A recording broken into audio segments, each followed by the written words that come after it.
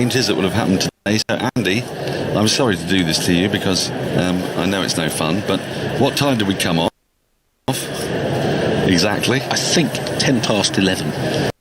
So we'll have lost 25 minutes, which we added to the end of the day, which means we could be in 7:30 territory again. Is that correct? Have we got time to make up from yesterday? 98 overs today, so it could be. Close play was 6:30. It'll now be, well, it'll be sort of 6:55 to 7:25 sort of thing. So we're in for the long one, but yesterday what was notable was that we got the overs in, didn't we? I mean, the darkness at this time of year comes in around about 8 o'clock, but the light was fine, so we're on for a long one. We've got about 10 minutes before they start, so let's just have a little think about what we've managed to learn from this summer, from an England perspective.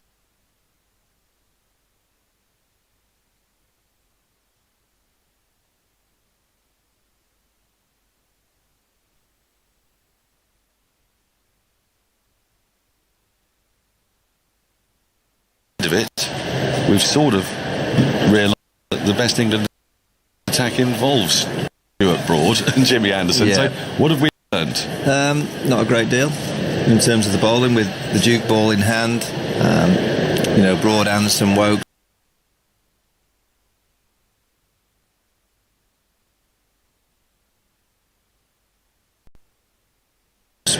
Curran, Archer, Wood, whichever the combination may be.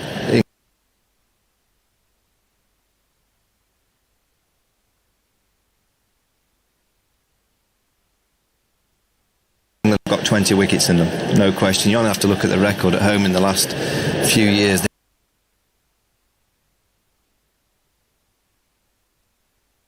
They haven't lost a test series in 14 series, Andy, is that right? Sounds about right. It's close anyway. So England in home conditions are right up there with the hardest teams to beat in World Test cricket. I guess the problem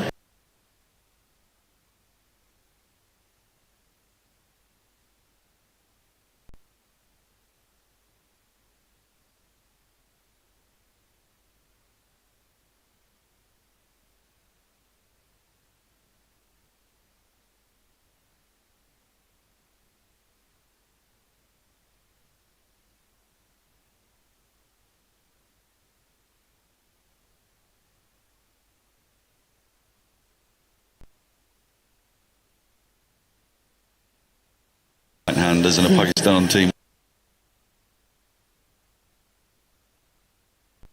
But also he offers that option, that different option that you thought he may have got a look in. Of course, English conditions and the scenario that they haven't looked to play two spinners at any point, that's not going to be the place, but you feel he deserves a look in, and you would expect he would have possibly had a little dip. So I don't know, it's a really difficult one with spin because we haven't got that Graham Swan anymore as such. You've got a young bubbling bowler, and you're right, against West Indies I thought Jack Leach might have had a look in. It's a tough one, and I think we're a long way away from having that spinner that's going to do the damage overseas, like Vaughan said. I just wonder whether, and I don't know how much cricket they could find in these times for someone like Dom Bess and Jack Leach, but because Jack Leach has just not played, when you think of the next test tour being in January, is there any way of finding them some cricket, from the end of this English cricket in summer through till Christmas? Is there a chance that they could send them to Sri Lanka to play a bit of domestic cricket, just to get them some bowling, some experience? Because I do feel sorry for English spinners that we get this a lot, that seeing bowlers bowl an 8-yard bowls now with great skill, and English cricket has had plenty that can bowl with the Duke ball when the ball's just zipping around. Not quite as good as Broad as Anderson, but we've had some wonderful seam bowlers that can produce that. And then you go overseas on these flatter wickets, and then you suddenly throw the ball to the spinner and say, go on, do some damage. And they just haven't had the overs, in particular someone like Don Bess is such a young spinner. What he needs is lots and lots of overs. I just wonder if England can find him some cricket before that test tour starts in January, and Jack Leach, just to get them some overs under the belt. Well, the big problem with that is COVID, isn't it? Let's not beat about the bush. We lost we don't know what state Australia's going to be in by the time of their summer. And Jack Leach must be, you look at Folkes and Curran going back to play, in the Bob Willis Trophy, etc. He must be thinking, look, I'd be gagging to just get some more of that in the end of this season, whatever it might look like. Replacement. So let's be clear, people at home, England have to have here for the regulations a COVID replacement. So they've got to have a spin bowler as cover.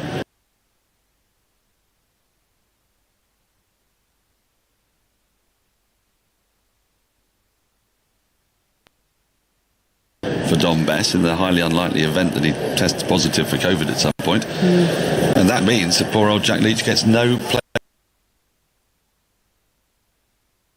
at all, and Ben Folkes has had none until yesterday's game. Got a couple of catches. Sam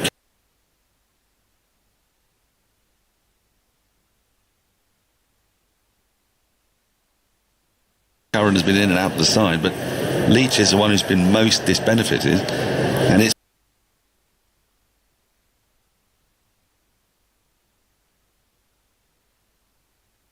possibly to be England's biggest problem. I mean, we've seen talk of Adil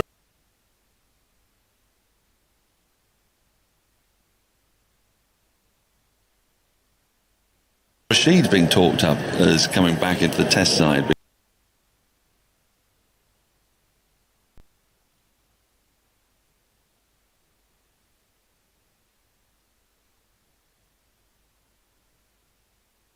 Indicate that he does, and that may be injury related.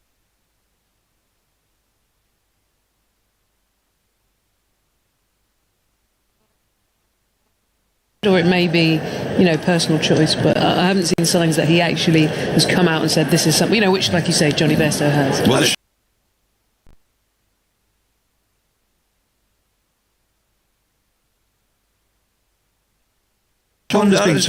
isn't it better for English cricket that Adil Rashid just stays with the white ball team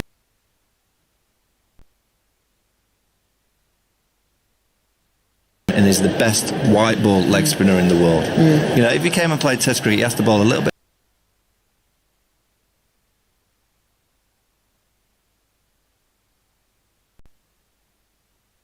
of a fuller length. He might just lose his rhythm, might get injured again. They've got a T20 World Cup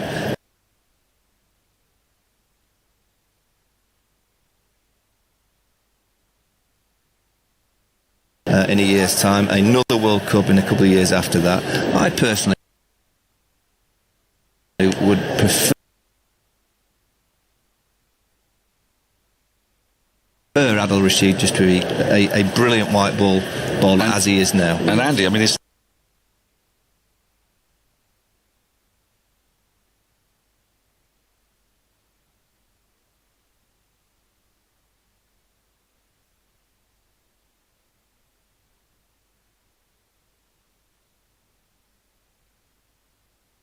behind the pavilion there's a bank of not particularly nice looking cloud, but hopefully it is bearing. And I say hopefully, I mean hopefully, because I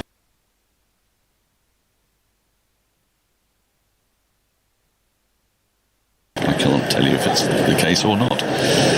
So forward short leg.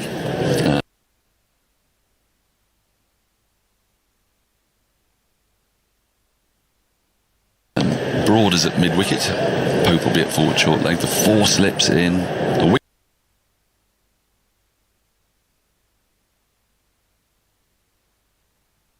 has already gone down today. And Jimmy Anderson has taken it. Asad Shafiq, the man to go, caught by Root at first slip for 5. Pakistan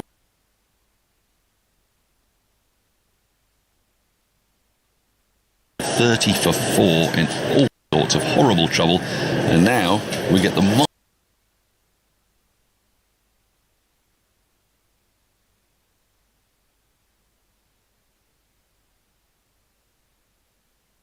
marvellous sight of Fawad Alam as Anderson is in to bowl to him.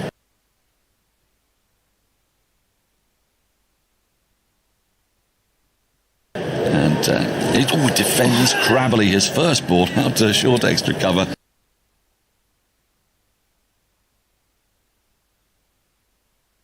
And there's oohs and ahs every time Fawad Alam approaches a ball, because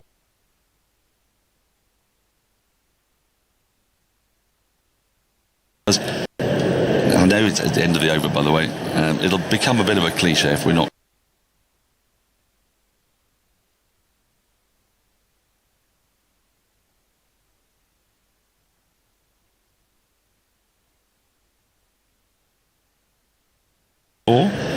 Azarali to 6, and now we get another chance to see Fawad Alam. Now he faced 4 balls in his comeback to Test cricket after a 10-year, was it 11-year wait.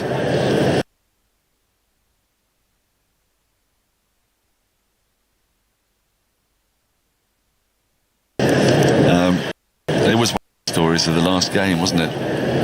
Fawad.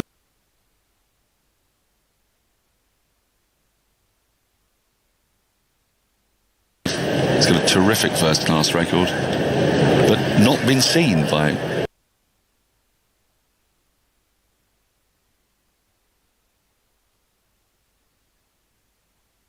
a large number of English cricket fans, because we've been denied this pleasure.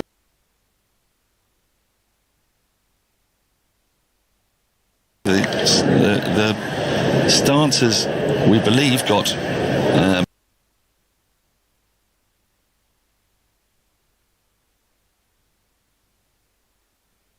slightly more idiosyncratic over the years, but as Ebony says,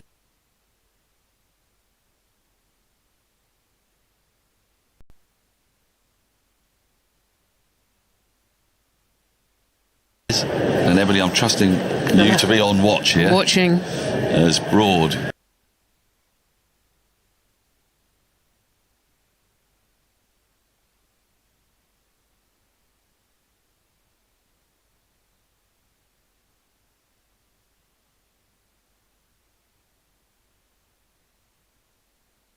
do come into your game that you just feel that you get 2 eyes looking at the ball more as opposed to side on, a bit like Rory Burns talks about his dominant eye. Broad into Azarali, who lets just go by outside the off stump. It was wide and through to the keeper, no run. Yeah, and so you know, some people do find that your sight is just better if you're, you know, an example would be, people might not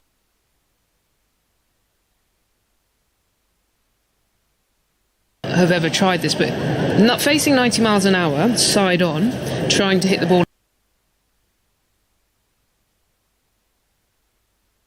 into traditional cricket stance can feel really quick. If you turn chest on and have your eyes completely on, you're not trying to play a shot, you can find 90 miles an hour, and it's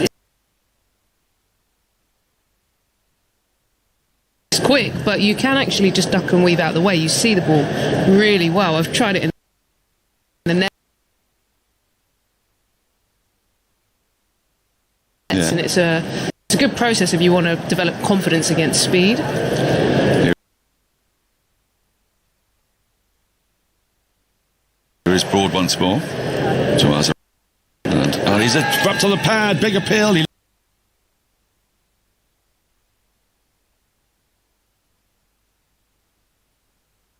likes it, does Broad. The umpire is unmoved. Root is now going to go and talk to Broad.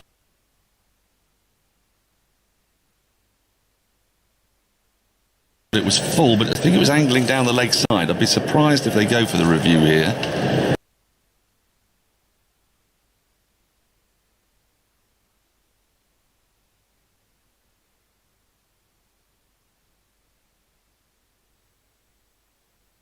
Broad, though, is often able to convince himself and others.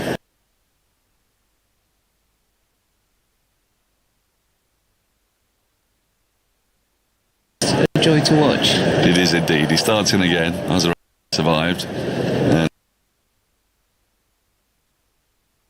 wide of the off stump and left alone, shouldering arms is Azhar Ali. That is the end of the over. 32 for 4, Pakistan. Azhar Ali has 6.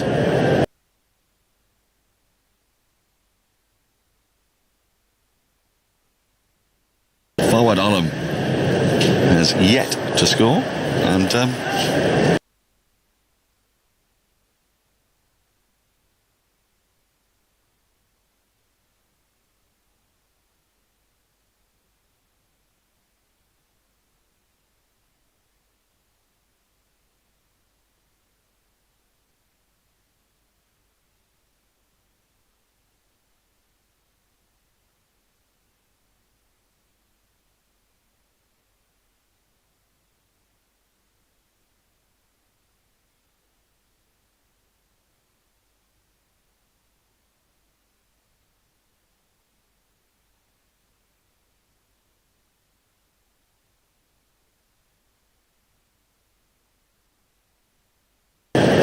right, and I'm on for another 5 minutes. Yeah. Well, just wanted to keep going on the